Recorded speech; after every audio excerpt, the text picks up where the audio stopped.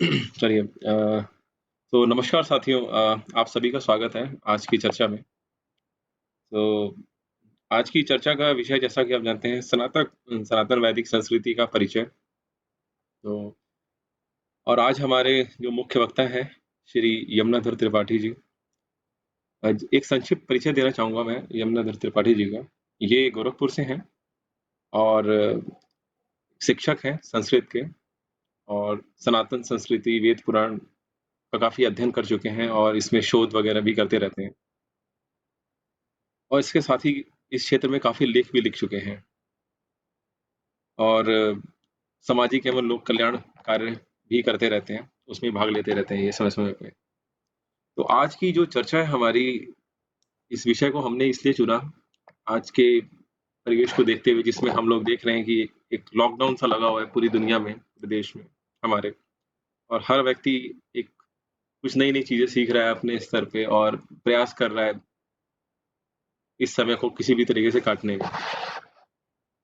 जैसा कि हम लोगों ने देखा है कि हम लोगों ने कुछ बहुत से ऐसे काम शायद पीछे दिनों किए हैं जिसकी वजह से हमने प्रकृति को काफ़ी नुकसान पहुँचाया है और शायद आज प्रकृति उसी का बदला ले रही है या कह लीजिए अपने आप को पुनर्जीवित कर रही है। और जो अभी आजकल हम लोगों को हवा दिख रही है, शुद्ध हवा, पानी और जो भी प्राकृतिक सौंदर्य हम लोग टीवी पे या दूसरे माध्यमों से देखते रहते हैं, उससे एक चीज़ समझ में आती है कि वाक़ई में ये सब चीज़ें पहले से ही थी, काफ़ी बेहतर थी और हम लोगों ने इसको धीरे-धीरे एक ऐसी जीवन शैली को शायद फ़ॉलो किया जिसने इन सब चीज़ों को बर्बाद कर दिया। विकास के नाम पे एक तरीके से आधुनिकता के नाम पे हमने इन सब चीज़ों को दोहन किया है एक तरीके से। अब प्रश्न ये होता है कि हमसे क्या गलतियाँ हुई हैं, इसे सुधारने की ज़रूरत तो है। ये तो प्रश्न ही नहीं है कि क्यों ज़रूरत है। किस प्रकार की जीवन शैली अपनाने की ज़रूरत है, कैसी जीवन शैली की रचना करने की ज़रूरत है। तो जवाब ये है कि ऑलरेडी हमारे पास एक ऐसी जीवन पद्धति थी, हमारे जो पूर्वज थे उन्होंने एक ऐसी जीवन शैली का आविष्कार किया था जिसका पालन करने से हम प्रकृति के साथ एक तालमेल बैठा के चल सकते थे। लेकिन हम लोगों ने धीरे-धीरे उन चीज़ों को छोड़ना शुरू कर दिया। अब उसके पीछे क्या कारण थे, उन पर हम अभी चर्चा नहीं करेंगे। लेकिन हम एक बार दोबारा से उसी पद्धति का, उन्हीं मूल्यों का दोबारा से आकलन करने का कोशिश करेंगे। और इसी संदर्भ में हम लोगों ने पहली अपनी चर्चा शुरू की है, जिसमें आज यमुनाधर जी अपने विचार प्रस्तुत करेंगे और आगे भी हम इन्हीं सब चीज़ों पे चर्चा करते रहेंगे। तो मैं यमुनाधर जी से आग्रह करूँगा, सर आप यहाँ से शुरू कीजिए।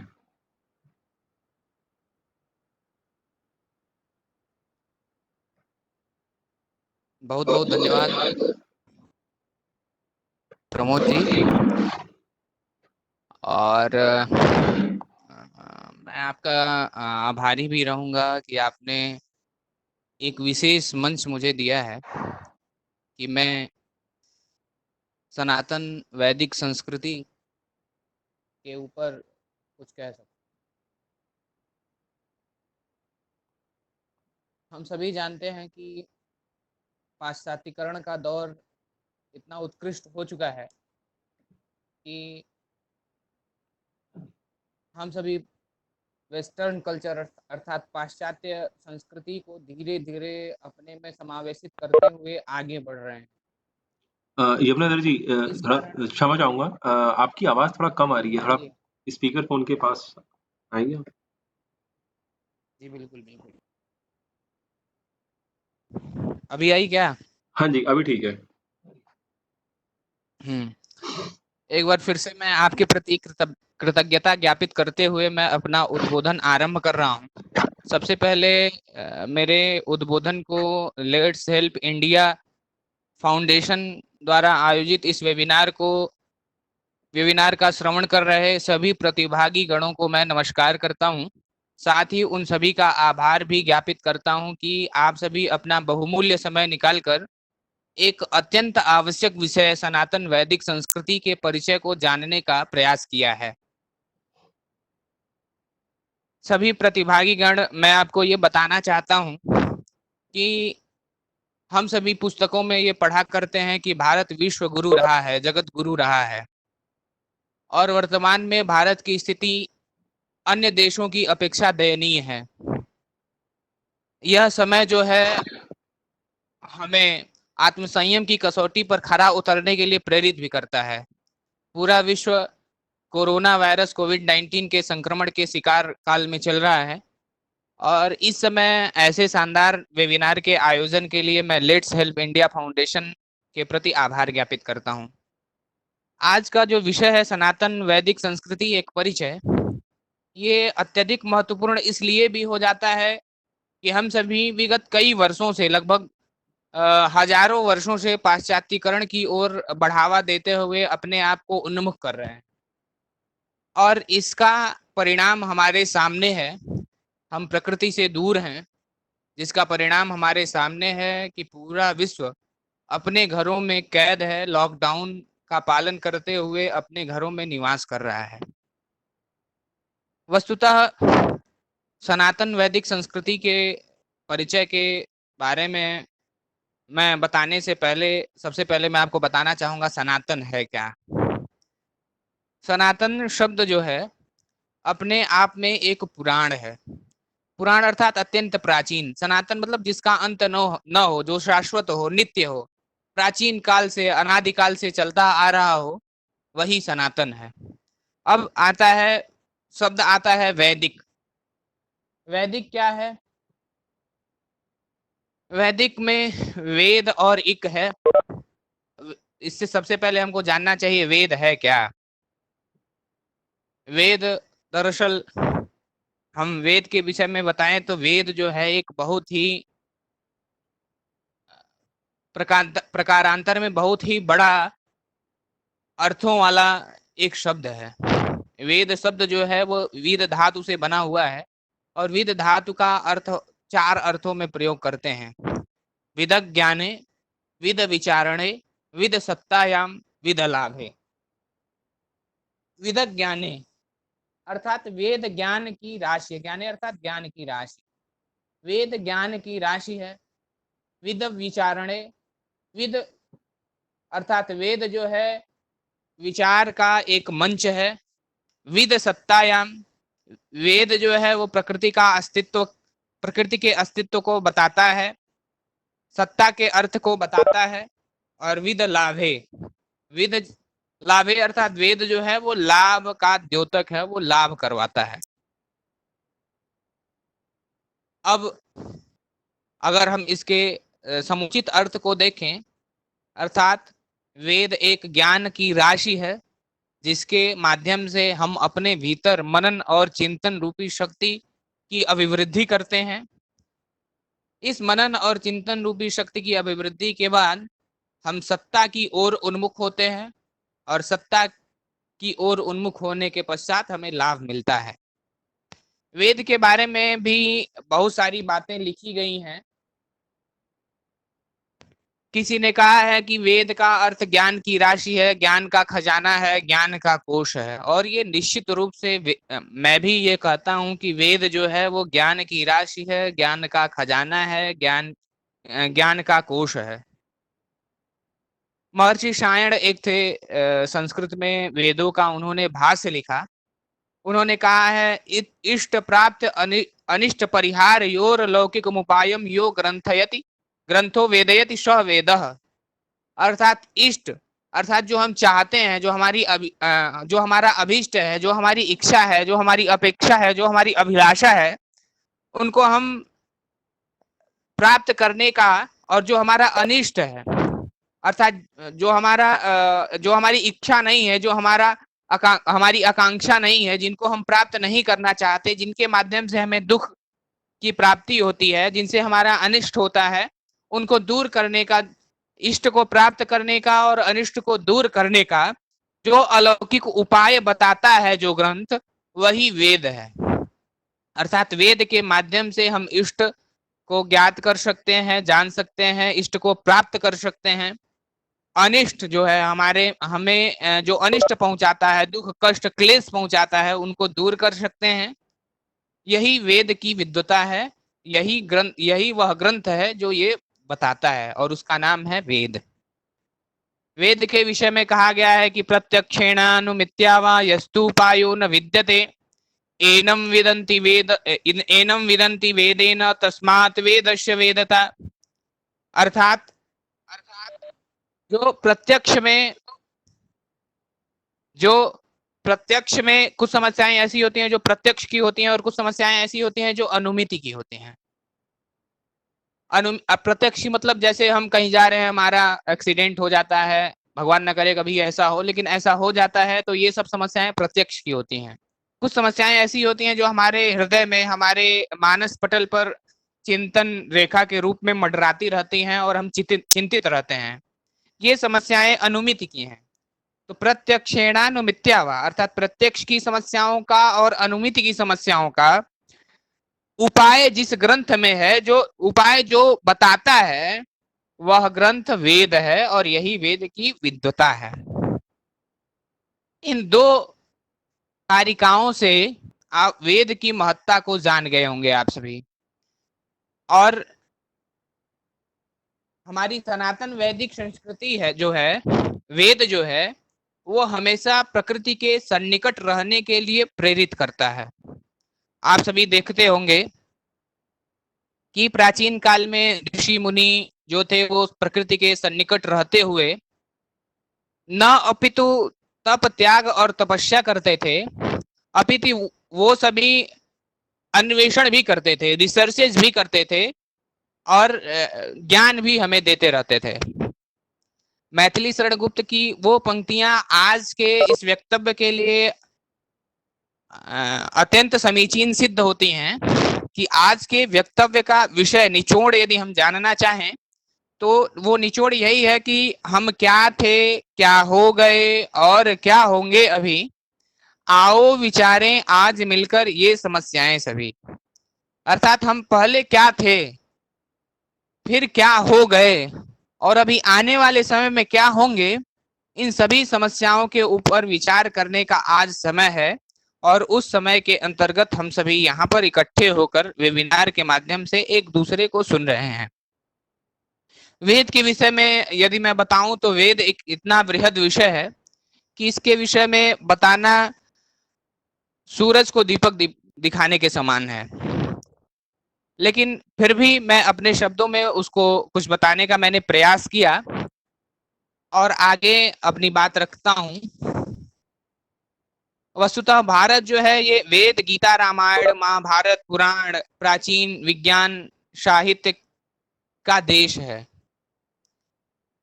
और इसके भंडार के अतिरिक्त भारत में और कुछ नहीं है। भारत कहा गया है कि भूलोक का गौरव, प्रकृति का पुण्य लीला स्थल कहाँ, फैला मनोहर गिर हिमालय और गंगा जल जहां, संपूर्ण देशों से अधिक किस देश का उत्कर्ष है, उसका की जो ऋषि भूमि है वह कौन भारतवर्ष है। अर्थात भूलोक का गौरव, पूरे पृथ्वी लोक का, पूरे वसुंधरा का यदि कोई गौरव है तो वो है हमारा भारतवर्ष। और यह भारतवर्ष क्यों गौरव है? अपनी सनातन संस्कृति के कारण, अपनी सनातन परंपराओं के कारण, अपनी सनातन सभ्यताओं के कारण। भूलोक का गौरव, प्रकृति का पुण्य लीला स्थल कहाँ। यहाँ पर प्रकृति की पुण्य लीला होती है। प्रकृति की पुण्य लीला का अर्थ अपने भारत की भौगोलिक दृष्टि से जब आप अवलोकन करेंगे, भारत के उत्तर में हिमालय है, उत्तरम यत् समुद्रस्य हिमाद्रश्चैव, अर्थात ये जो भारत है ये समुद्र के उत्तर में है, या भारत के उत्तर में हिमालय है, या हिमालय के दक्षिण में भारत है। उत्तरम यत् समुद्रस्य हिमाद्रश्चैव दक्षिणम वर्ष तद भारतम नाम भारती ही यस्य संस्कृति। और उसका भारत नाम है और इसकी संस्कृति जो है वो भारतीय संस्कृति है, सनातन वैदिक संस्कृति है, सनातन वैदिक सभ्यता है, सनातन वैदिक परंपरा है।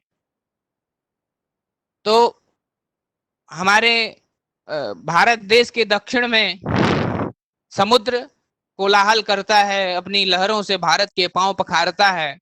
उत्तर में अनंत रत्न प्रभवस्य यस्य हिमं सौभाग्य विलोपि न जातम एको ही दोषों गुण सन्निपाते निमज्य तिंदो कृणिष्युवाकः। अर्थात उत्तर दिशा में अनंत रत्नों की खान, औषधियों की खान हिमालय विद्यमान है। ये दोनों जो है ये प्रकृति की पुण्य लीला है। यहाँ पर प्रकृति साक्षात अवतार लेती है और हम सभी उसमें विचरण करते रहते हैं, उसके दर्शन करते रहते हैं।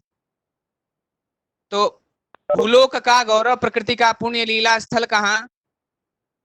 फैला मनोहर गिरि हिमालय और गंगा जल जहां, संपूर्ण देशों से अधिक किस देश का उत्कर्ष है, उसका की जो ऋषि भूमि है वह कौन भारतवर्ष है।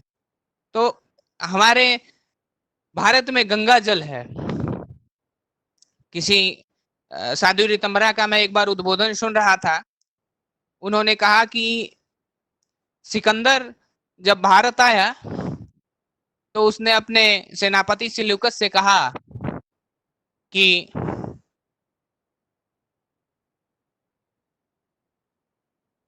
सुनो सिल्यूकस, जब तुम भारत जाना, विजय करके वापस जब लौट आना, वहां से एक ज्ञानी गुरु लाना, वहां से गंगा जल लाना, वहां से गीता लाना।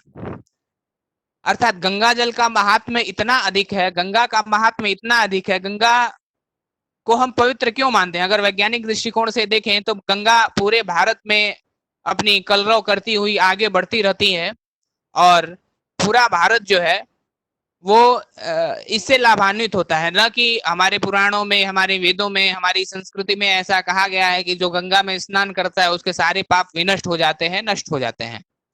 लेकिन गंगा, अगर वैज्ञानिक दृष्टिकोण से हम देखें तो गंगा के माध्यम से कृषि जो है, कृषि अपने जो भारत की लगभग 70% अर्थव्यवस्था आज भी कृषि पर आधारित है। तो भारत की जो कृषि है वो समृद्धशाली हो जाती है, कृषि अर्थव्यवस्था को समृद्धशाली कर देती है।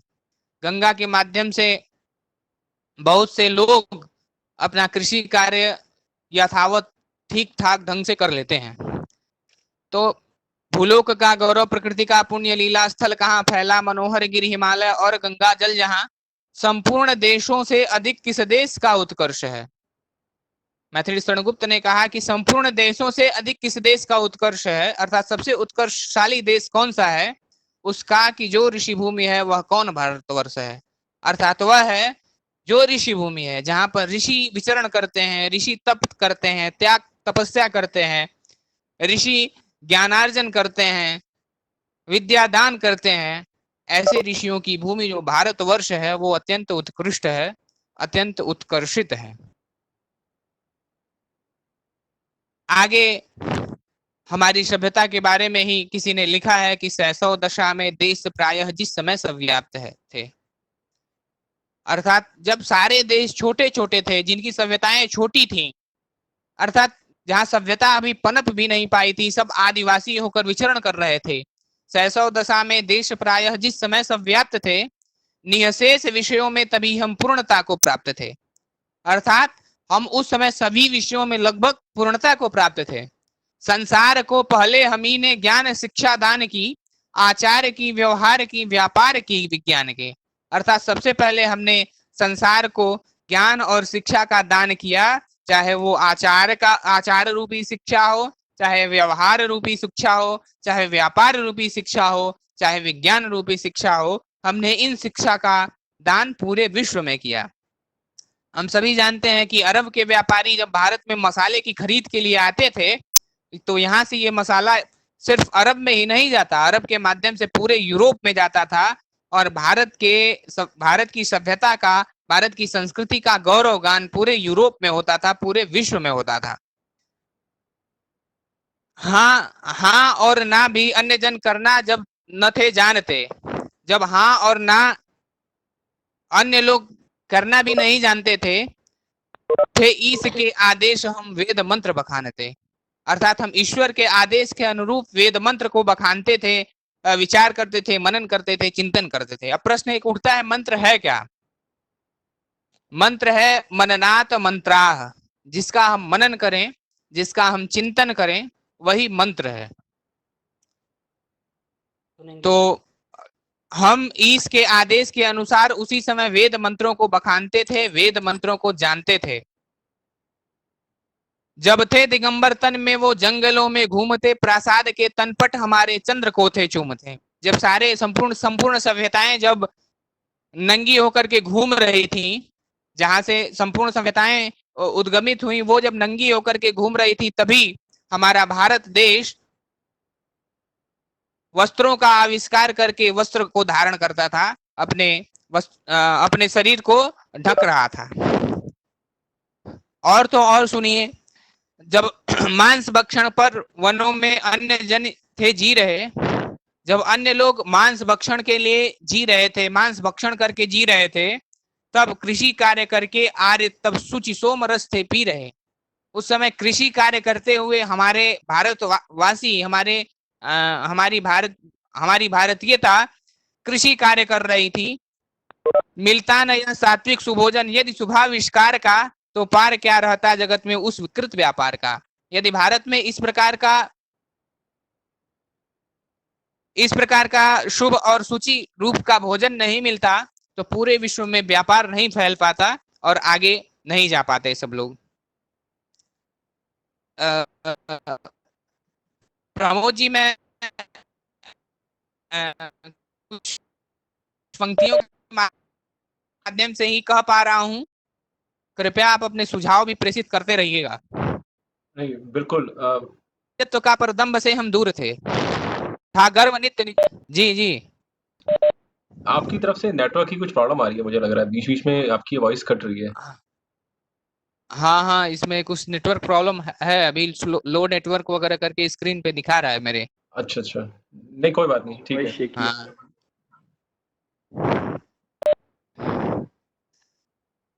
था गर्व नित्य निजत्व का, पर दम्भ से हम दूर थे। हमारी संस्कृति की जो सबसे बड़ी पहचान है, हम दम्भ, अहंकार, गर्व से दूर रहते थे। था गर्व नित्य निजत्व का, निजत्व मतलब अपनेपन का एक गर्व था कि हम सौ दशा में देश प्राय जिस समय सब व्याप्त थे, अर्थात जिस समय छोटे बच्चे थे सब लोग, तभी हम उत्कृष्टता को प्राप्त कर गए थे। ये हमारे अंदर निजत्व था, एक स्वाभिमान था, लेकिन हम दम्भ से दूर रहते थे। वे थे धर्म भीरु, परंतु हम सब काल सच्चे सूर थे। हम धर्म के प्रति आगाह रहते थे, हम धर्म पर चलते थे, लेकिन वास्तव में हम सूरवीर भी थे और किसी दूसरे धर्म से हम घृणा भी नहीं करते थे। सब लोग सुख हम भोगते थे बांधवों के साथ में, पर पारलौकिक सिद्धि भी रखते सदा थे हाथ में। हम सभी बंधु बांधवों के साथ सब प्रकार की सुख सिद्धि भोगते थे, लेकिन हम पारलौकिक जीवन पर भी विचार करते थे। हम अपने माध्यम से किसी दूसरे का गलत नहीं करते थे, किसी दूसरे को नुकसान नहीं पहुंचाते थे। एक बहुत ही शानदार बात है कि हम दूसरों के दुख को थे दुख अपना मानते। हम दूसरा जो भी कोई होता था, उसके दुख को हम अपना दुख मानते थे। हम मानते कैसे नहीं जब थे सदा यह जानते, जो ईश करता है हमारा दूसरों का है वही, है कर्म भिन्न परंतु सब में तत्व समता ही रही। हम मानते थे कि जो ईश हमारा है, जिस ईश ने हमें बनाया है, जिस ईश्वर ने हमें बनाया है, उसी ईश्वर ने पूरे विश्व के मानव सभ्यता को बनाया है। इसलिए हम किसी से कोई ईर्ष्या, किसी से कोई द्वेष नहीं रखते थे। और ईशावास्योपनिषद एक उपनिषद है ऋग्वेद का, उसमें लिखा उसका पहला जो मंत्र है यही है कि ईशावास्यामिदं सर्वं यत् किंच जगत्याम जगत तेन त्यक्तेन भुंजिथा मा गृधा कस्य स्विद्धनम। अर्थात जो ये सब कुछ जड़ चेतन स्थावर जंगम है, जो ये प्रकृति है, इसका हम त्याग पूर्वक भोग करें। ये सब ईश्वर के द्वारा बनाया गया है। ये जो प्रकृति है, जो मानव है, ये सब ईश्वर के द्वारा बनाया गया है, ईश्वर के द्वारा आच्छादित किया गया है। इसका हम त्याग पूर्वक भोग करें। अब देखिए, दो शब्द हैं, एक त्याग है और एक भोग है। इसके दर्शन को हमको समझने की जरूरत है। हम एक तो ईशावास्योपनिषद का पहला मंत्र यह कह भी रहा है कि हम भोग करें, और वहीं उससे पूर्व वो कह दे रहा है कि त्याग पूर्वक भोग करें। तेन त्यक्तेन भुंजिथा, अर्थात जो ये स्थावर जंगम जड़ चेतन प्रकृति मानव है, इन सब का हम त्याग पूर्वक भोग करें। त्याग पूर्वक भोग कैसे करेंगे? जब भोग करेंगे तो त्याग कैसे होगा, इसके दर्शन को समझने की आवश्यकता है। हमको भोग तो करना है, भोग अर्थात उपयोग, उपभोग, दुरुपयोग नहीं करना, उपयोग करना है और दुरुपयोग नहीं करना है। अर्थात हम जो हमारी प्रकृति है, जो हमारा नेचर है, जो हमारी नियति है, इनका हम क्या करें, भोग तो करें, उपयोग तो करें, लेकिन हम त्याग पूर्वक करें। त्याग पूर्वक उपयोग करने का सीधा सा अर्थ है कि हम जो हमारा कृषि का जो पंचांग है, कृषि का जो कैलेंडर है, उसको हम देखें तो हम सभी पहले क्या करते हैं, अभी धान का समय, मौसम शुरू होने वाला है, आरंभ होने वाला है।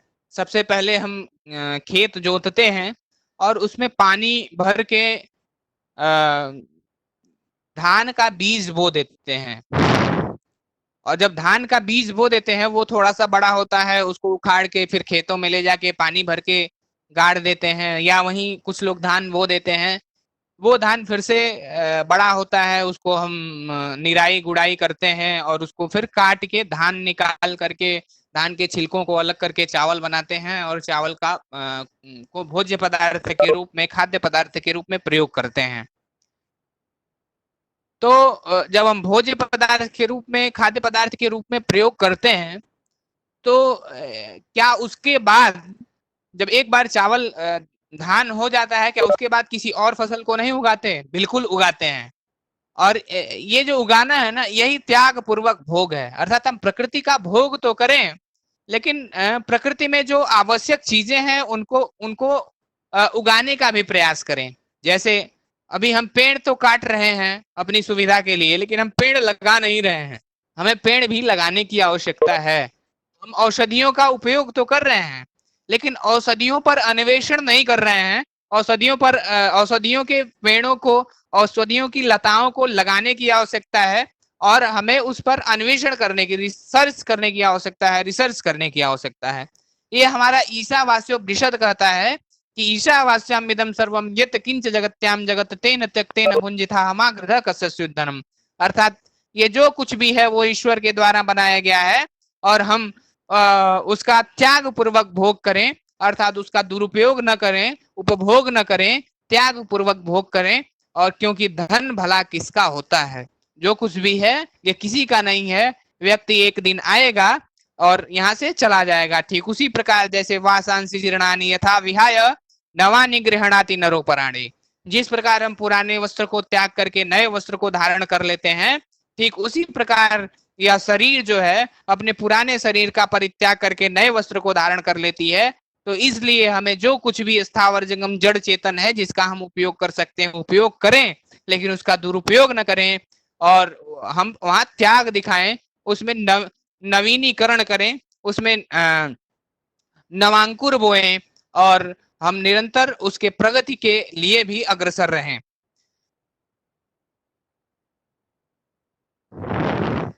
ये हमारा ईशावास्योपनिषद कहता है। आगे एक है कि थी दूसरों की आपदा हरणार्थ अपनी संपदा। हम ये मानते थे कि जो दूसरों की आपदा है, जो विपदा है, वो अपनी विपदा है, अपनी आपदा है और हम उसके हरणार्थ के लिए, उसको दूर करने के लिए सदैव तत्पर रहेंगे। कहते नहीं थे किंतु हम करके दिखाते थे सदा। हम कभी करते नहीं थे, हम कहते नहीं थे कभी कि आजकल क्या है कि व्यक्ति एक दूसरे से कहता है कि आपकी समस्याएं हमारी समस्याएं हैं। वो कहता तो है, लेकिन बहुत कम लोग ऐसे हैं जो यह भी करते हैं कि उनकी समस्याओं को दूर करने का प्रयास करें। आज ये बहुत अच्छा लगता है कि जब से लॉकडाउन फिर का समय प्रारंभ हुआ है, तब से बहुत सारे, जैसे सरकार के साथ साथ पुलिस प्रशासन, स्वयंसेवी संस्थान, एनजीओज और डॉक्टर्स, ये लोग देश सेवा में लगे हुए हैं। बहुत से एनजीओ और स्वयंसेवी संस्थान गरीब लोगों की मदद के लिए उनको राहत सामग्री, खाद्य सामग्री पहुंचा रहे हैं। ये बहुत ही सराहनीय कदम है। और हम तो भारतवासी ऐसे हैं कि कहा गया है कि अयम निज परोवेति गणना लघुचेत साम उदार चरिता नाम तु वसुधैव कुटुंबकम। यह मेरा है और यह पराया है अर्थात दूसरे का है, ऐसा तो निकृष्ट सोच वाले, निम्न विचारधारा वाले लोग कहते हैं। हमारे जैसे जो उदार चरित्र वाले हैं, जो भारतीय लोग हैं, वो तो पूरी पृथ्वी को अपना परिवार मानते हैं। इसी के तहत अभी हमारे प्रधानमंत्री नरेंद्र मोदी जी ने भी पूरे विश्व में हाइड्रोक्लोरोक्विन दवा का नाम है शायद, उनको पहुंचाया। ये बहुत ही सराहनीय पहल है।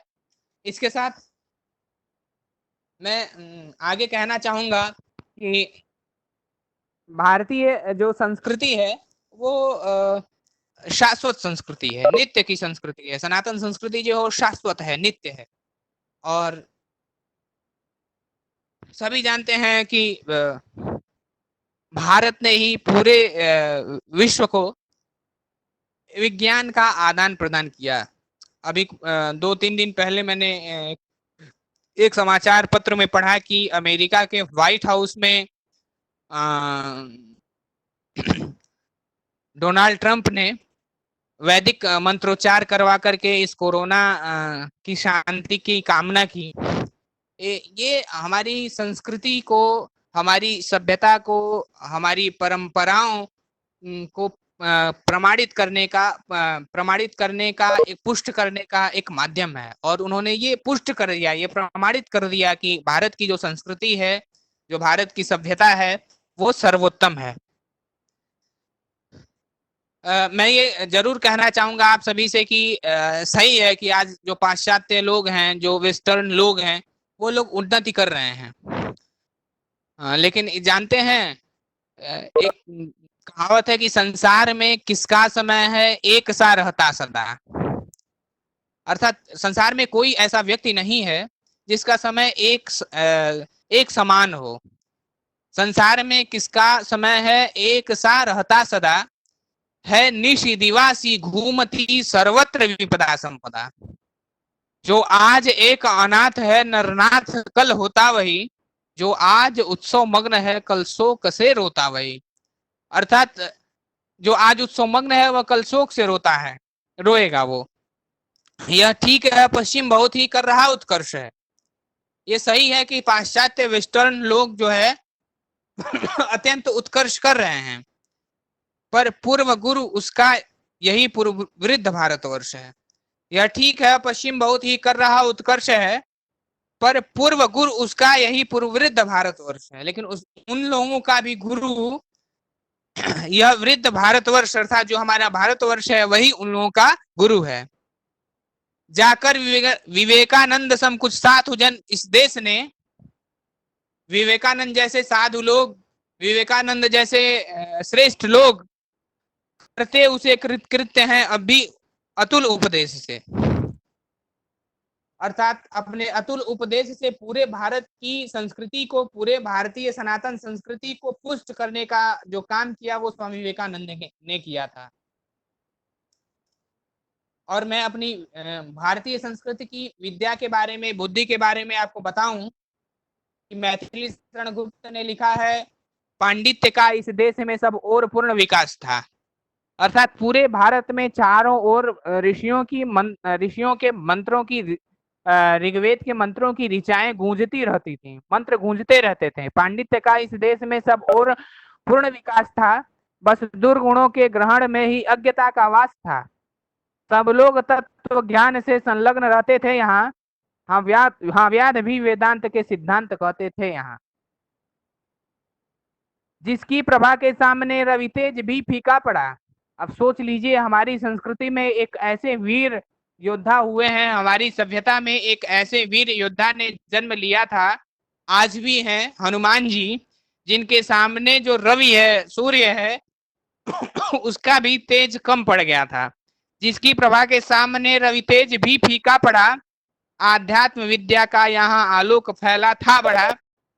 मानस कमल सबके यहाँ दिन रात रहते थे खिले, मानो सभी जन ईश की ज्योतिष छटा में थे मिले। अर्थात ऐसा लगता था कि मानो सभी लोग ईश्वर की जो ज्योति है, ईश्वर की छटा जो है, उसमें सब लोग विराजमान हैं। वेद के विषय में ही कहा गया है कि हम वेद वाको वाक्य विद्या ब्रह्म विद्या विज्ञ। भारतीय सनातन संस्कृति के लोग, भारतीय सनातन सभ्यता परंपरा संस्कृति के अनुयायी कैसे थे? हम वेद वाको वाक्य विद्या ब्रह्म विद्या विज्ञ थे। अर्थात हम वेद के की वाणी और वाक्य, वेद की विद्या, ब्रह्म विद्या के विज्ञ अर्थात जानकार थे। नक्षत्र विद्या, छत्र विद्या, भूत विद्या भिज्ञ थे।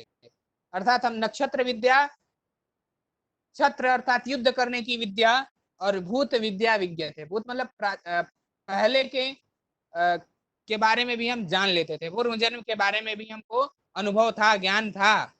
निधि नीति विद्या, राशि विद्या, पितृ विद्या में बढ़े, सर्पादि विद्या, देव विद्या थे पढ़े। अर्थात हम हर एक प्रकार की विद्याओं से संलग्न रहते थे और प्रकृति के साथ जीवन व्यतीत करने पर आमादा रहते थे।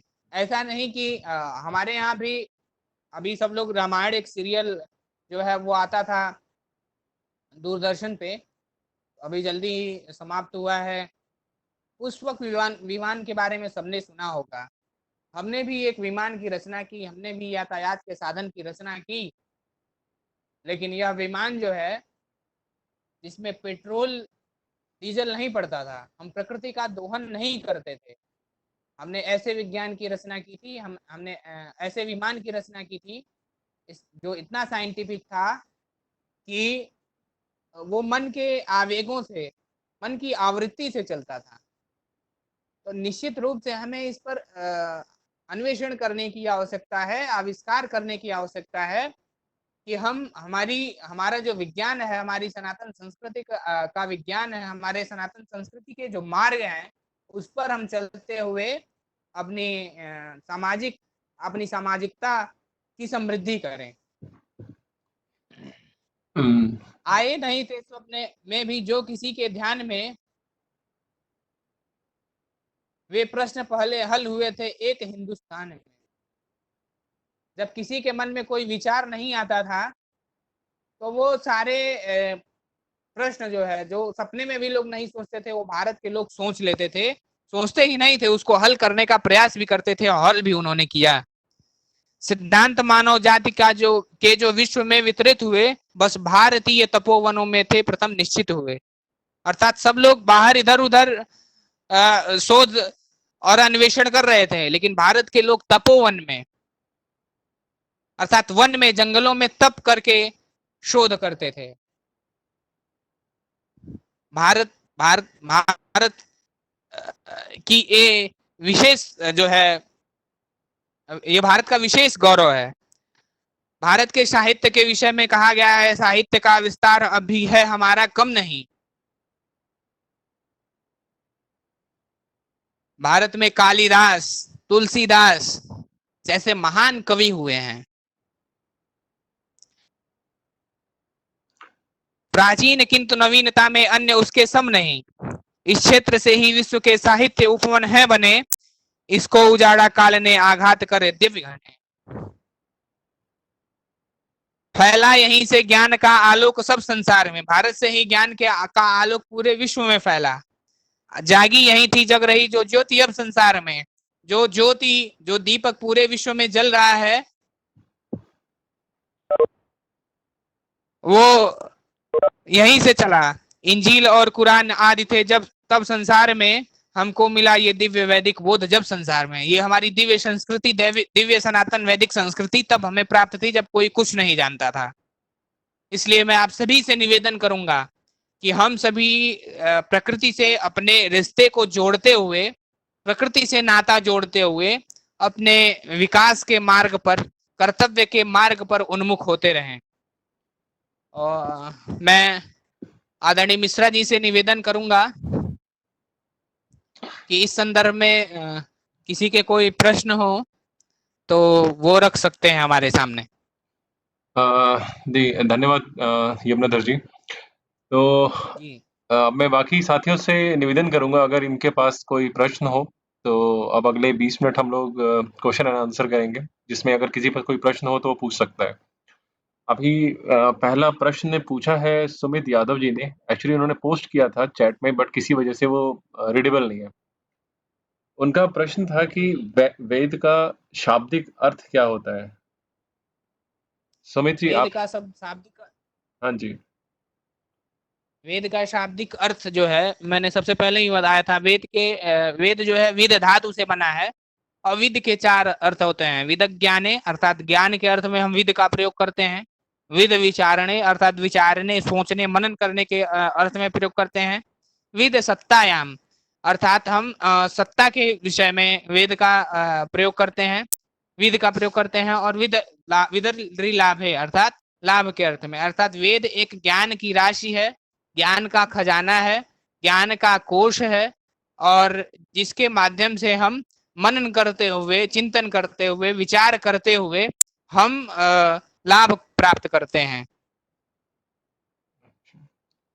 ओके। सुमित जी आपका कोई और प्रश्न है क्या? आप पूछ सकते हैं चाहे तो। अगर नहीं है तो फिर हम आगे बढ़ते हैं। किसी और के पास कोई प्रश्न है अभी?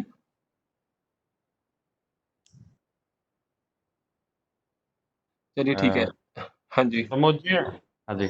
हाँ जी, हाँ जी। सबसे पहले तो मैं प्रमोद जी का बहुत बहुत धन्यवाद करना चाहता हूँ कि उन्होंने एक ऐसा प्लेटफॉर्म प्रोवाइड किया लेट्स हेल्प इंडिया और जय भारत के माध्यम से, जिससे कि हम यमुना जी को सुन पाए।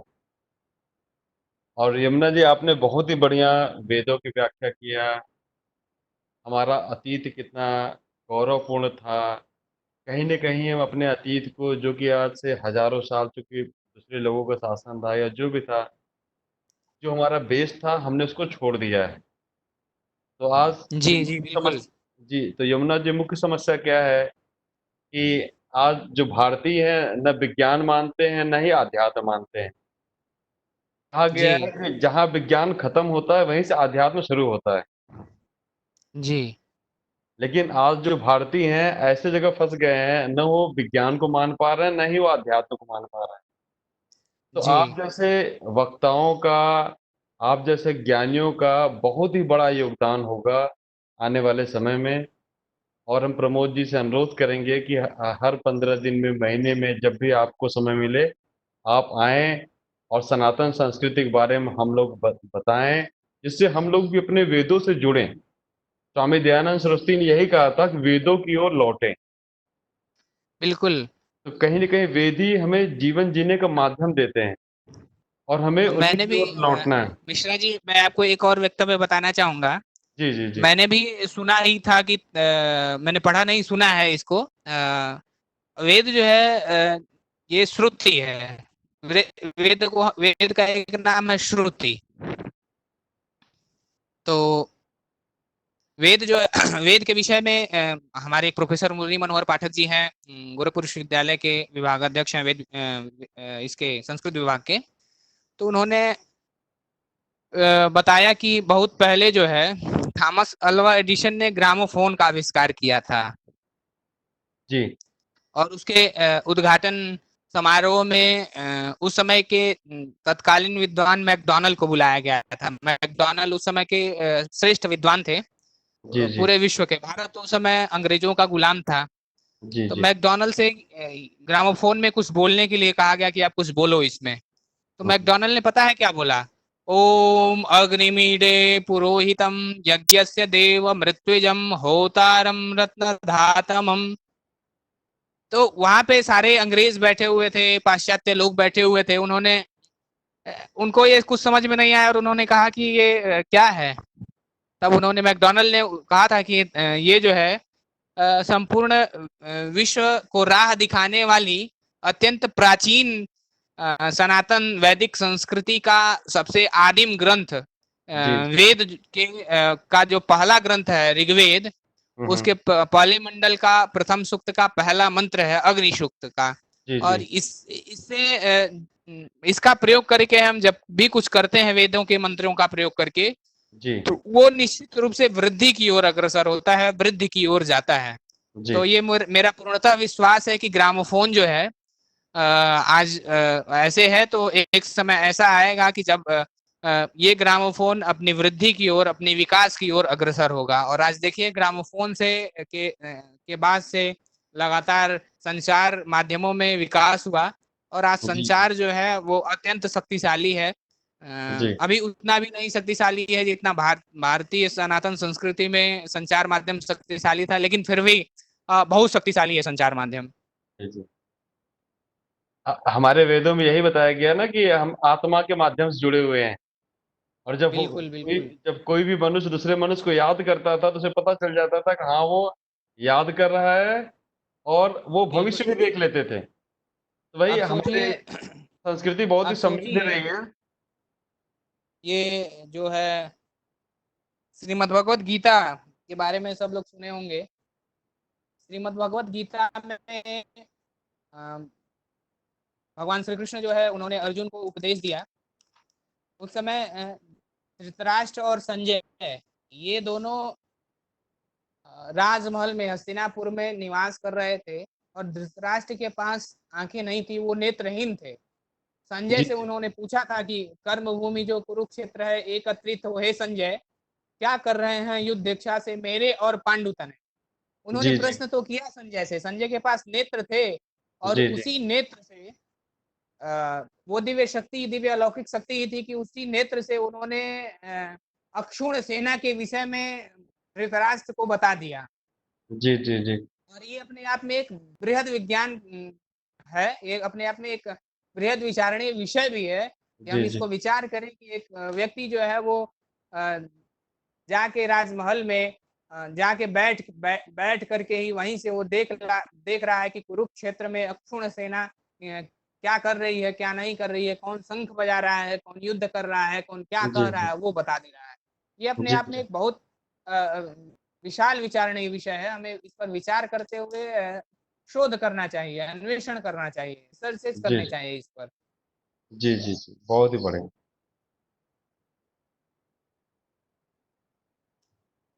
प्रमोद जी देख लीजिए, और भी अगर किसी के मन में कोई प्रश्न पूछना चाहे तो आई थिंक ओपन कर सकते हैं। और भी कोई प्रश्न पूछना चाहे, या कुछ यमुना जी जिन्होंने कि एक बहुत ही सकारात्मक, बहुत ही अच्छी बातें बताई, उनके बारे में कुछ बोलना चाहे तो सभी के लिए लाइन ओपन कर दें।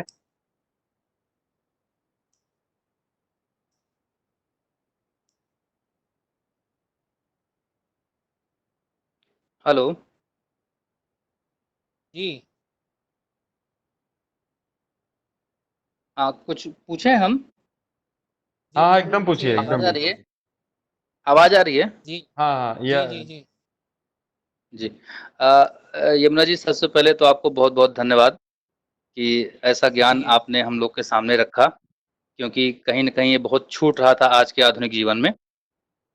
जी लेकिन पूरी बात आपके सुन के हमारे मन में एक प्रश्न ये पैदा हुआ कि आज की हमारी जो जीवन शैली है और जी इतना जो सनातन प्राचीन ज्ञान आपने बताया, इसके बीच में एक बड़ा जी गैप दिखाई पड़ रहा है।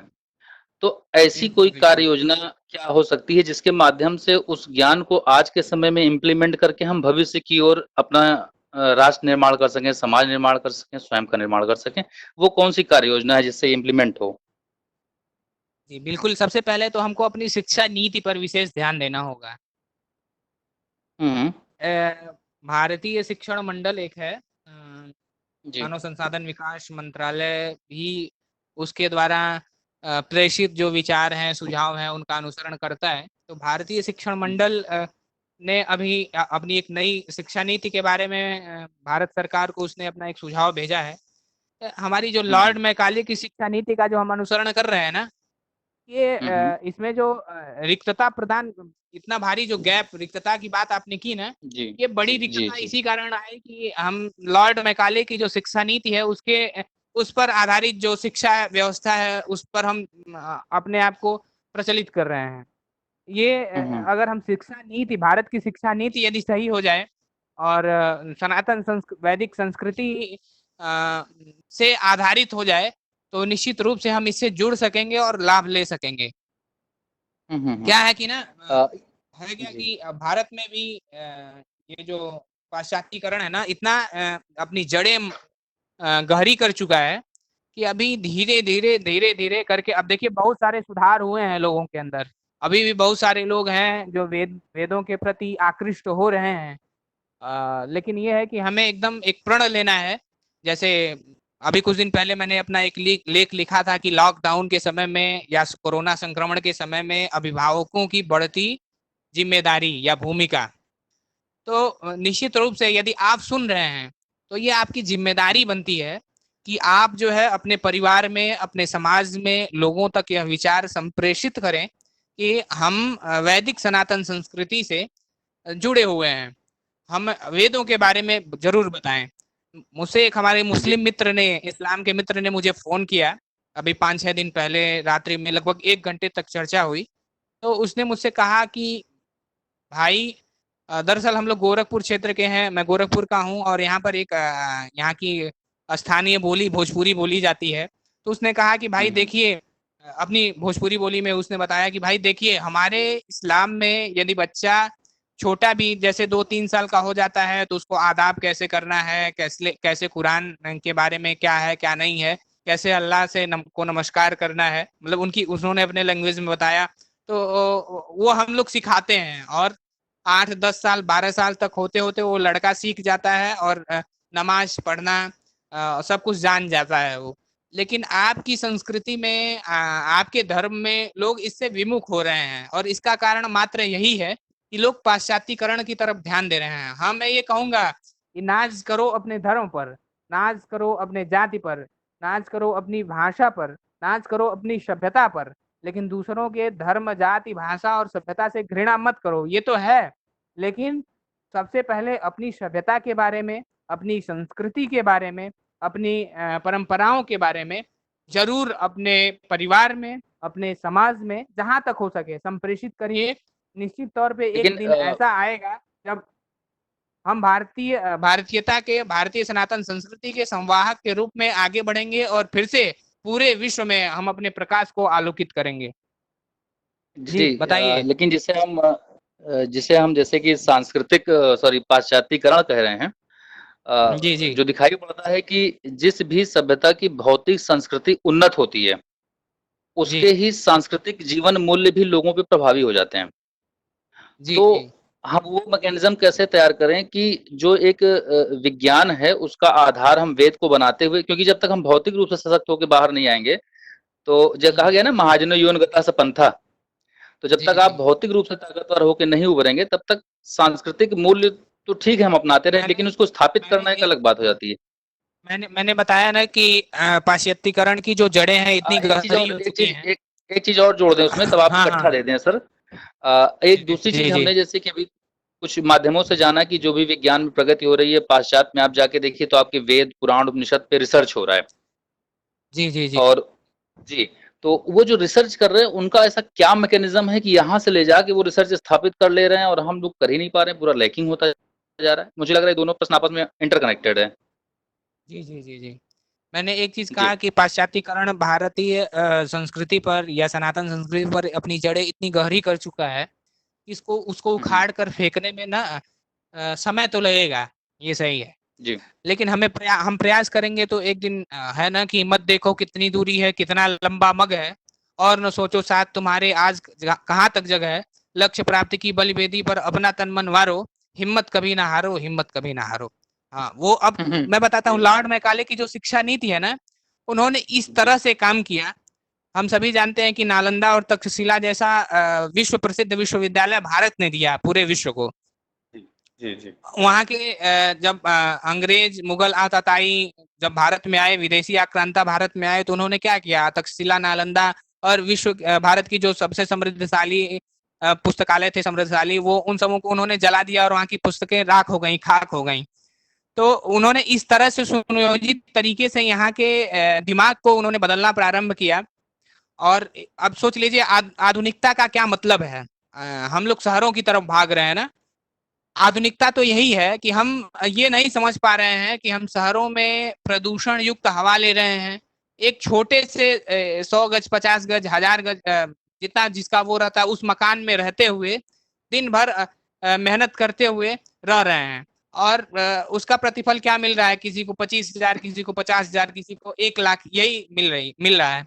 लेकिन हमारी जो आत्म संतुष्टि है, हमें किससे प्रसन्नता मिलेगी, हम किससे खुश रहेंगे? क्या जरूरी है कि लिवाइस जैसा पैंट, लिवाइस का पैंट, मोंटी कार्लो या विदेशी कई सारी कंपनियां हैं जिनके नाम मुझे नहीं पता, 2-4 नाम पता है, क्या जरूरी है ये सारे पैंट शर्ट पहन के ही हम अपने आप को खुश रख सकें?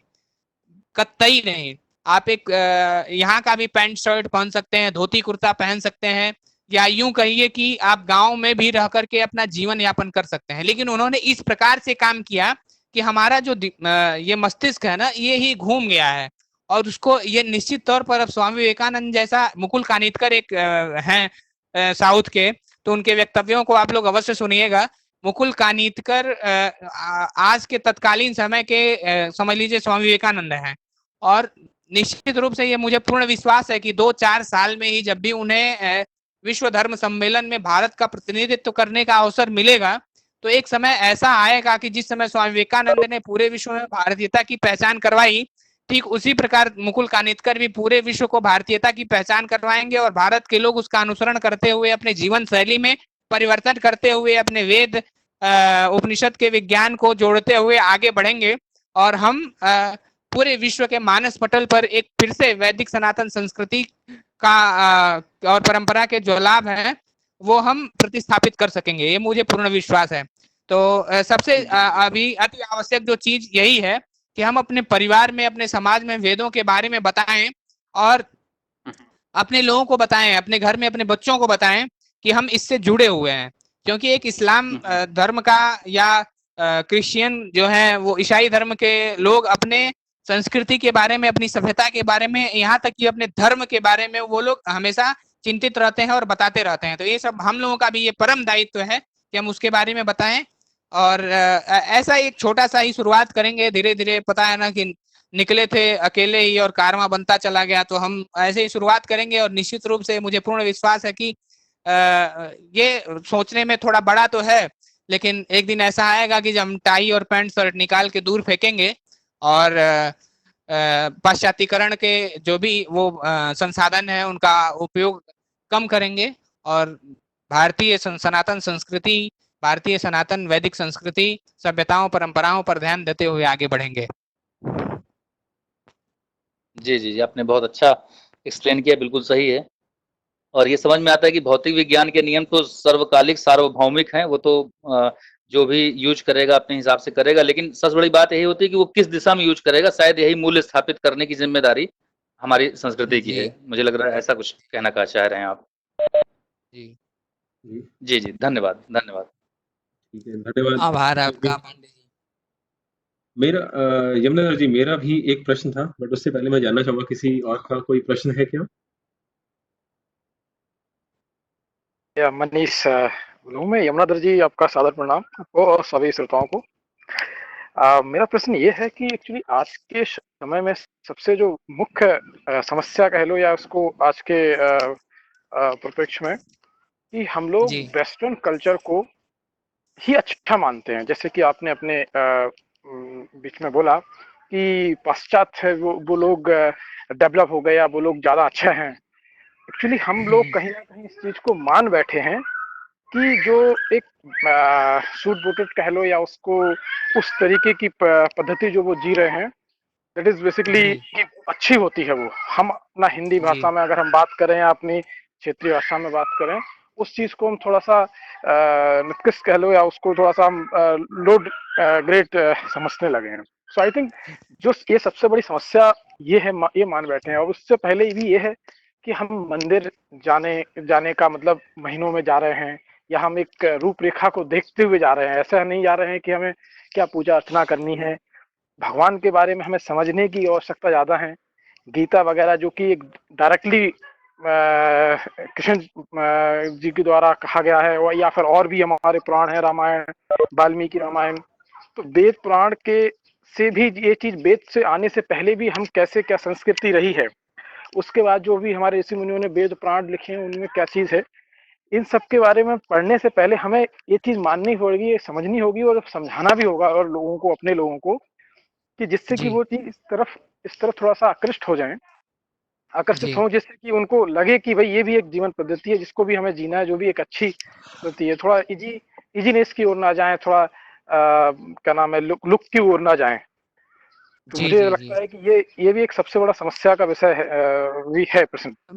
पता पता है, हम लोग सही यही है कि हम लोगों ने अपने दिमाग में, अपने मस्तिष्क में एक पाश्चात्यकरण का एक लेप चढ़ा रखा है, ये सही है।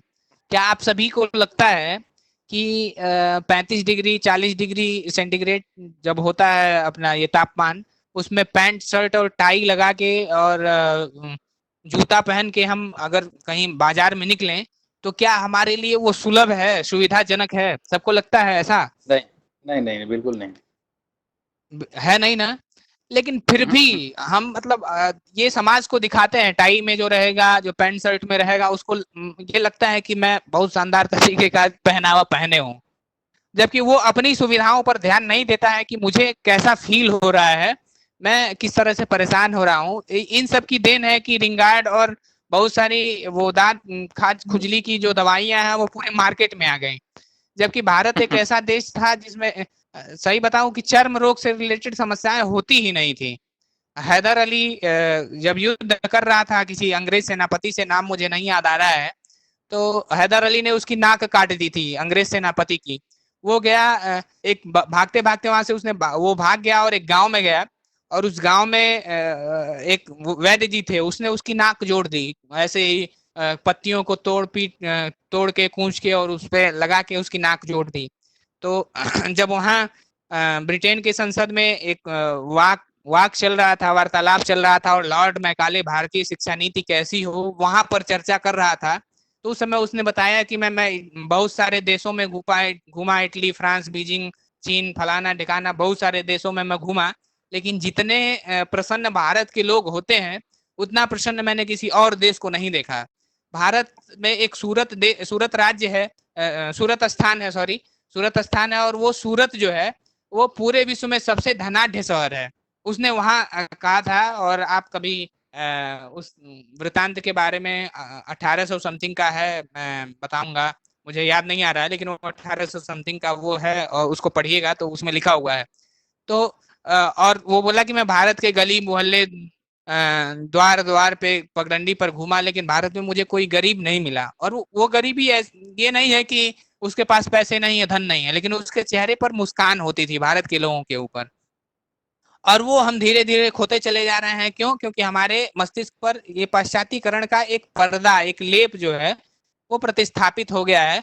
और ये लेप हमें बताता है कि हम वहाँ क्या, वहाँ पे तो बहुत ठंडी पड़ती है, और वो लोग ठंडी में अपना पैंट शर्ट पहनते हैं, सूट वो ऊपर से एक वो डाल लेते हैं, और फिर टाई लगाते हैं। टाई भी पहले वो लोग नाक पोंछने के लिए रखते थे लेकिन वो सब ऐसा करते हैं, और उसी को यहाँ पर इन लोगों ने फैशन के रूप में इजाद कर लिया। और फैशन, और जानते हैं इसमें सबसे बड़ा हाथ जो है, ये एक तरह से उसकी शिक्षा नीति तो है ही, साथ में आजकल जो बॉलीवुड की मूवीज वगैरह है ना, वो भी अभी क्या है कि और यहाँ के लोगों का मनोभाव भी है।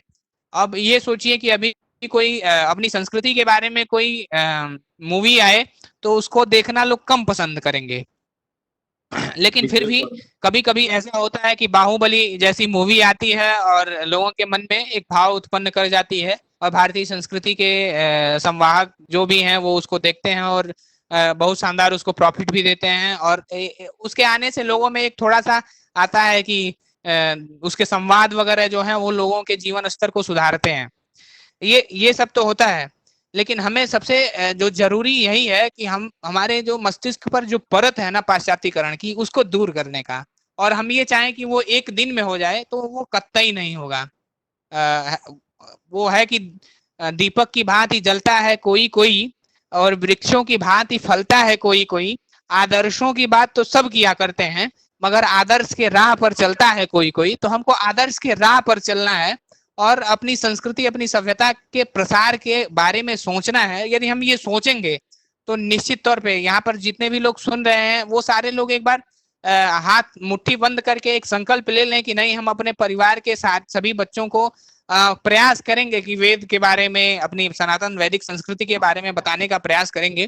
तो निश्चित रूप से जो है ना, एक समय ऐसा आएगा, नई साल भर बाद, 10 साल बाद, 100 साल बाद, 1000 साल बाद, एक समय ऐसा आएगा जब फिर से हमारी जो सनातन वैदिक संस्कृति है ये पुनर्जीवित होकर के, पुनर्प्राणित होकर के पूरे विश्व में फैलेगी और मानवता का एक संदेश देगी। हम प्रकृति के साथ अपने संबंध को बनाते हुए, साक्षात संबंधों को बनाते हुए अपना जीवन यापन करेंगे और सभी लोग खुश रहेंगे।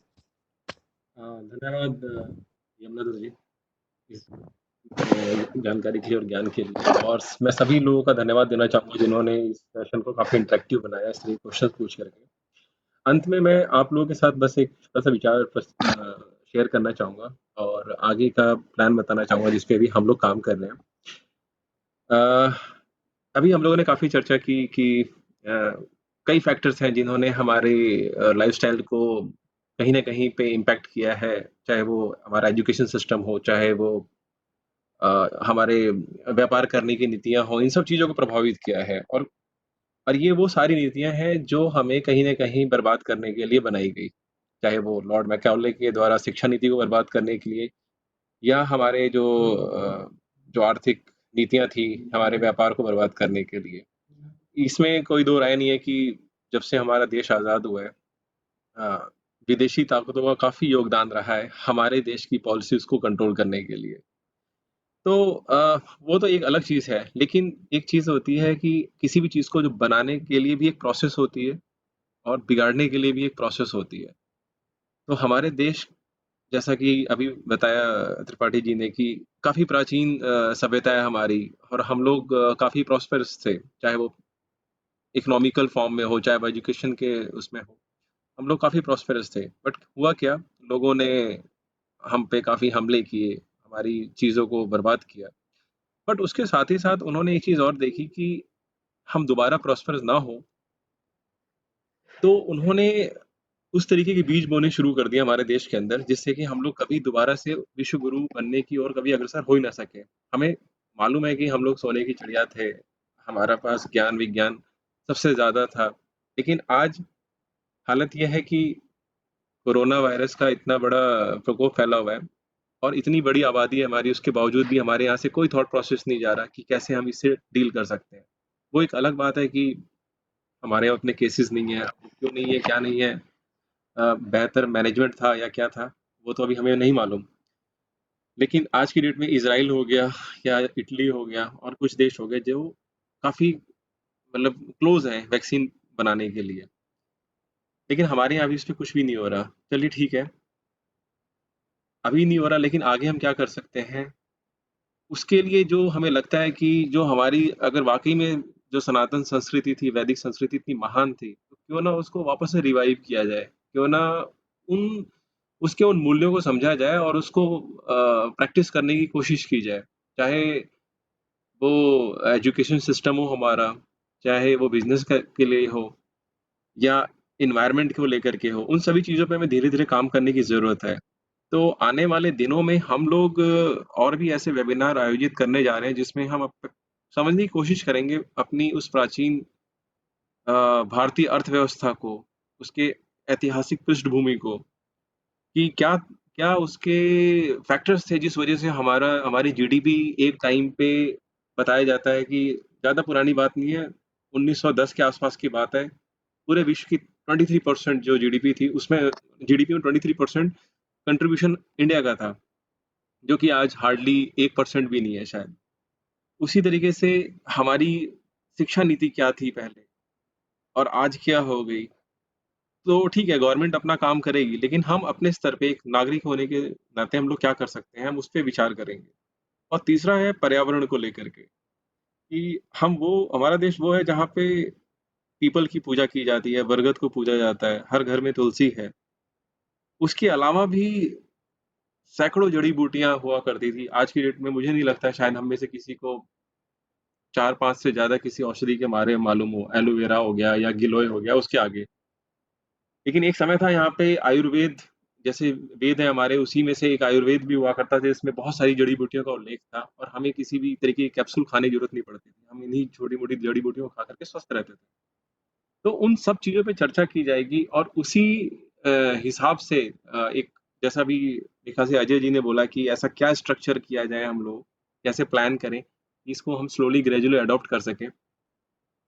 तो उन सब चीज़ों पे विचार किया जाएगा, मंथन किया जाएगा और मेरा आप सभी लोगों से अनुरोध है कि अगर आप में से कोई भी व्यक्ति इस क्षेत्र में अगर कोई भी एनालिसिस कर रहा हो या रिसर्च कर रहा हो, तो मैं चाहूँगा कि वो भी इस कार्यक्रम में आए और अपने विचार प्रस्तुत करें।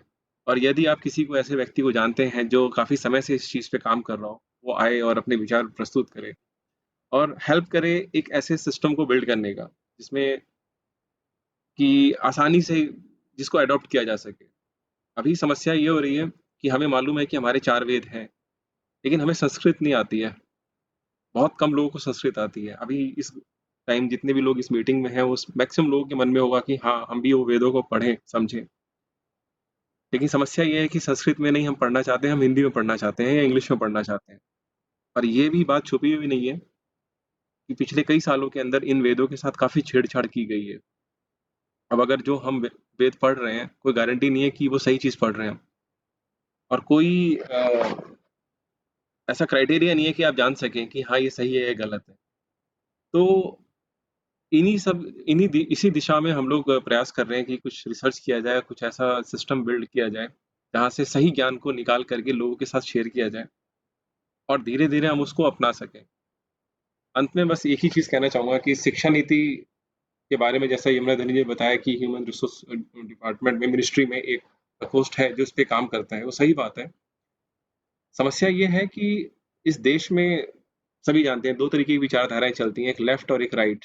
और उसके बीच में छोटी-मोटी बहुत सारी विचारधाराएँ हैं, लेकिन जो प्रमुख विचारधाराएँ हैं वो ये हैं। होता क्या है, जब लेफ्ट विचारधारा वाले लोग सरकार में आते हैं, तो उस डिपार्टमेंट को वो लोग चलाते हैं और देश की शिक्षा नीति को उसी हिसाब से वो लोग बदल देते हैं। जैसे आजकल आप सुन रहे होंगे कि अकबर हट गया, महाराणा प्रताप आ गए। जैसे ही लेफ्ट वाले आएँगे, वैसे ही महाराणा प्रताप हटेंगे और अकबर आ जाएँगे। चलिए वो तो एक दूसरी चीज़ है, लेकिन उसके अलावा जो शिक्षा नीति का जो सबसे बड़ा योगदान होता है, वो होता है व्यक्ति के व्यक्तित्व का निर्माण के लिए। एक जो भी बच्चा है, जब वो 5 साल का होता है, स्कूल में जाता है, तो वहीं से उसको बाहरी ज्ञान मिलना शुरू हो जाता है कि हमारा देश क्या है, कि इसकी राजधानी क्या है, कितने राज्य हैं, कितने शहर हैं, कौन हमारे महापुरुष थे, क्या थे, ये सब चीज़ें मिलनी शुरू हो जाती हैं। आज की जो पढ़ाई-लिखाई है, उसके हिसाब से काफ़ी ज़्यादा प्रेशर होता है मैथ को लेके, साइंस को लेके और बाकी सब चीज़ों को लेकर के। लेकिन शायद जो सबसे इम्पोर्टेंट चीज़ होती है, वो होती है मैनर्स, बिहेवियर।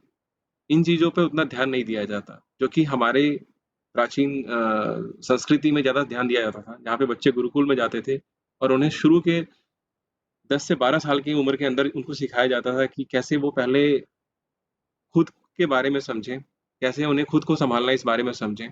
उसके बाद में उन्हें अपनी संस्कृति का अध्ययन कराया जाता था कि हमारी सभ्यता क्या है। उन चीज़ों के बारे में बताया जाता था जिन पे वो प्राउड फ़ील कर सकें। और जैसे ही वो लोग 10वीं 12वीं में कह लीजिए या 17-18 साल के होते थे, उन्हें मालूम होता था कि खुद को कैसे सँभालना है। कभी स्ट्रेस होता है तो उसमें अपने आप को कैसे सँभालना है, ये सब चीज़ें उन्हें पता होती थी। और उन्हें मालूम होता था कि बहुत सी ऐसी चीज़ें हैं हमारे देश के अंदर, चाहे वो मेडिसिन्स को लेकर के हो गई, चाहे वो साहित्य को लेकर के हो गई। उन सब चीज़ों का उन्हें ज्ञान होता था और उस पर उन्हें प्राउड फ़ील होता था। और उसके बाद में फिर वो सोचते थे कि हाँ, मेरा इंटरेस्ट हिस्ट्री में है, साइंस में है, मैथमेटिक्स में है और उस हिसाब से वो लोग उस स्ट्रीम को पिक करते थे और उसमें काफ़ी अच्छा काम करते थे। जिससे अपने जीवन के लिए भी कह लीजिए, अपने परिवार के लिए, अपने देश के लिए काफ़ी अच्छा कर पाते थे। आज हमारे साथ समस्या ये हो रही है कि हम लोग वेस्टर्न कल्चर को देखते हैं, वेस्ट को देख रहे हैं, कहने का मतलब ये है यूके, यूएस, यूरोप इन सबको। आज किसी से ही पूछ लीजिए कहाँ घूमने जाना है, सबका डेस्टिनेशन ये होता है कि कहीं यूरोप में या यूके में या यूएस में घूमने को मिल जाए, डिपेंड कि आपका इकोनॉमिकल बैकग्राउंड कैसा है। किसी से भी पूछ लीजिए कैसा कपड़ा पहनना है, कौन-सी कंपनी का पहनना है, तो सबसे पहले विदेशी कंपनियों का नाम आता है। क्या और बहुत सी ऐसी चीज़ें हैं, किस कॉलेज में पढ़ना है, क्या खाना है, क्या पीना है, हर जगह विदेश का चीज़ें रहेंगी। कौन-सा फ़ोन खरीदना है, वो भी आईफ़ोन खरीदना है। अब इसमें बहुत सारे फैक्टर्स हैं, लेकिन सबसे बड़ा फैक्टर जो दिखाई देता है, वो ये है कि हमें अपनी संस्कृति, सभ्यता के बारे में ही नहीं मालूम है। जब मालूम ही नहीं है, तो आप किस चीज़ पे प्राउड फ़ील करेंगे? और हर व्यक्ति के जीवन में जो प्राउड होता है, बहुत ही इम्पोर्टेंट होता है। ये उसके कॉन्फिडेंस को कह सकते हैं बूस्ट करने में बहुत ज़्यादा योगदान देता है। अगर आज आप विदेश में जाएँ और आपसे 2 मिनट के लिए कोई पूछ ले, चलिए बताइए अपने देश बारे में संस्कृति और आप नहीं बता पाते हैं तो आपका मज़ाक उड़ाया जाएगा, आपकी लेग पुलिंग की जाएगी, आपको इस तरीके का दर्शाया जाएगा कि मतलब आप लोग तो यूज़लेस हो, जैसा कि हमारे साथ कई सालों तक होता रहा है। लेकिन पिछले जैसा मेरा अनुभव रहा है कि पिछले 10-15 सालों में हमने देखा है मैं सॉफ्टवेयर इंजीनियर हूँ इसी लाइन के बारे में कहूँगा कि एक समय था जब हमारे जितने भी सीनियर्स हुआ करते थे, सारे अंग्रेज हुआ करते थे। लेकिन पिछले 10 सालों के अंदर में देखा गया है कि भारतीय जो हैं वो बॉस वाला रोल प्ले कर रहे हैं और उनके अंडर में अंग्रेज लोग काम कर रहे हैं, उनके ऑर्डर्स को फॉलो कर रहे हैं। तो हम लोगों ने काफ़ी ज़्यादा अपने आप को रिवाइव किया है, लेकिन अभी भी ज़रूरत है और एरियाज़ के अंदर अपने आप को इम्प्रूव करने की। और हमारी जो वैदिक संस्कृति है, अक्सर लोग इसको ऐसे समझते हैं कि प्राचीन है, पुरानी है। ऐसा कुछ नहीं है, ये विज्ञान पे आधारित थी।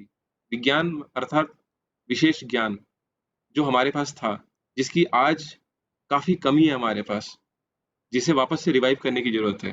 तो आने वाले समय में हम लोग और भी ऐसे कार्यक्रम करेंगे जिसमें मैं चाहूँगा आप लोग आएँ और अपने विचार प्रस्तुत करें। और देखते हैं फिर किस तरीके से हम लोग आगे जाते हैं। धन्यवाद। तो किसी और के पास कोई विचार है? नहीं तो हम लोग समाप्त करें यहीं पे फिर।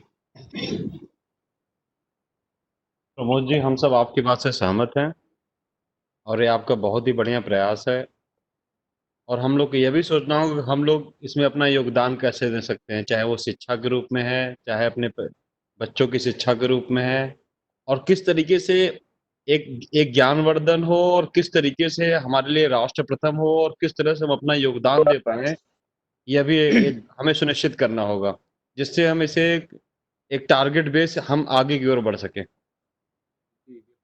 बिल्कुल, सबसे अच्छी बात ये लगी कि शिक्षा के पहले चरण में जीवन मूल्यों को स्थापित किया जाए, जिसके द्वारा वो फिर ज़िंदगी भर व्यक्ति गाइड होता है। तो उसके लिए भी जो है प्रयास करने की ज़रूरत है। बहुत-बहुत धन्यवाद इतना ज्ञानवर्धन करने के लिए। चलिए, आप सभी लोगों का मैं धन्यवाद करना चाहूँगा। युगनधर जी आपका भी बहुत-बहुत धन्यवाद, आपने समय निकाला और आप सभी लोगों का जो आप सभी लोगों ने आज संडे का दिन भी दिया अपना। तो इसी के साथ ही समाप्त करते हैं इसको मीटिंग को। जी, धन्यवाद आप सभी का। Thank you. धन्यवाद। धन्यवाद। धन्यवाद। धन्यवाद।